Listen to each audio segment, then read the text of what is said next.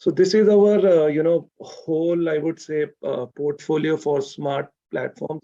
So we go from low end to high end. So from like, I think 720, which Makaran talked about, is based on our 8541E, and 726 is based on our 8581E. So we have three chipsets in this family, which are all pin-to-pin compatible. At the bottom end, we have a dual core processor, which is A53 running at 1.3 gigahertz. And we support an open source Linux on this one.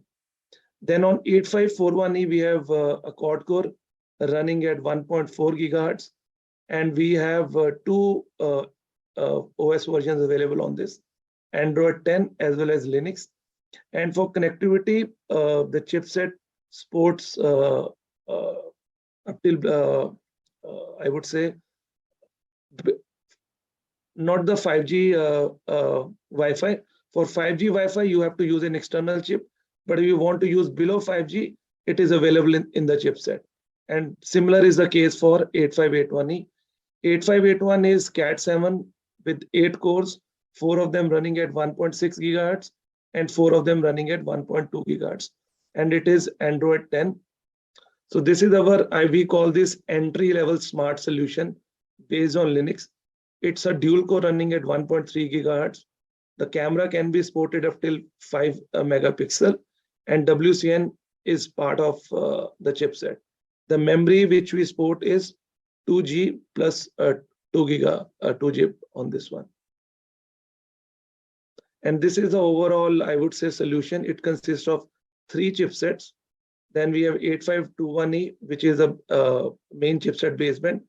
Then we have the RF and the power amendment IC.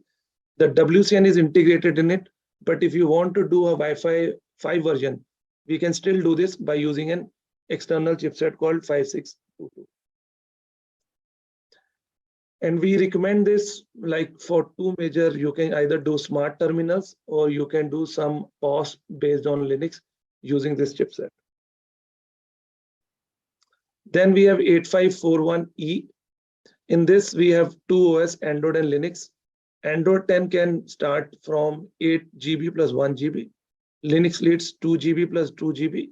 And the display supported is HD plus. And it also supports dual camera. And it is a quad core, which I already mentioned. And another thing is that the RAM can actually go up till 4 GB, but the memory is restricted till DDR3 for this platform. Again, it's a 3-chip solution, pretty similar to last one.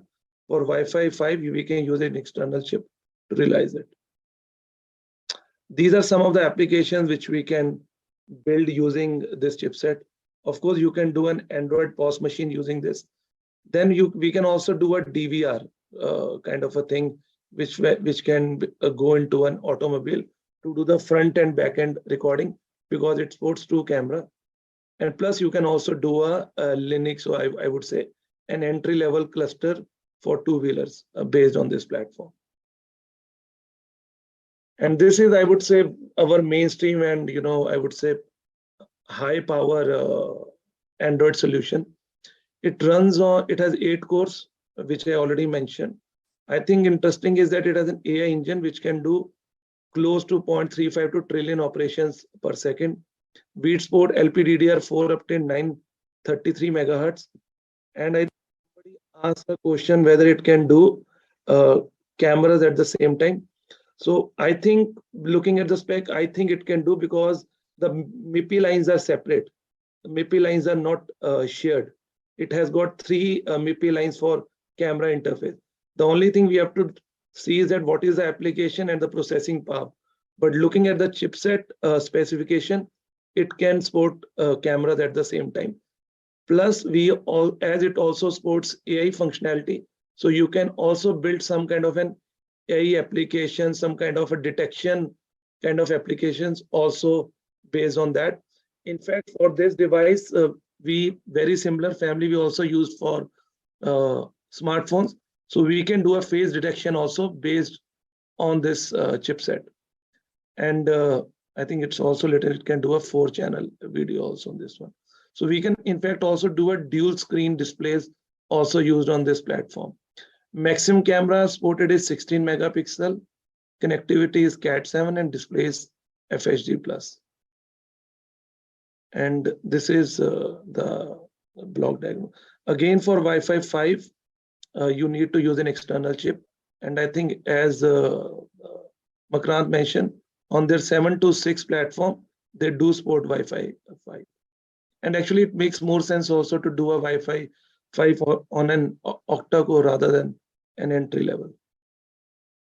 And this is a comparison, I think, with our competition.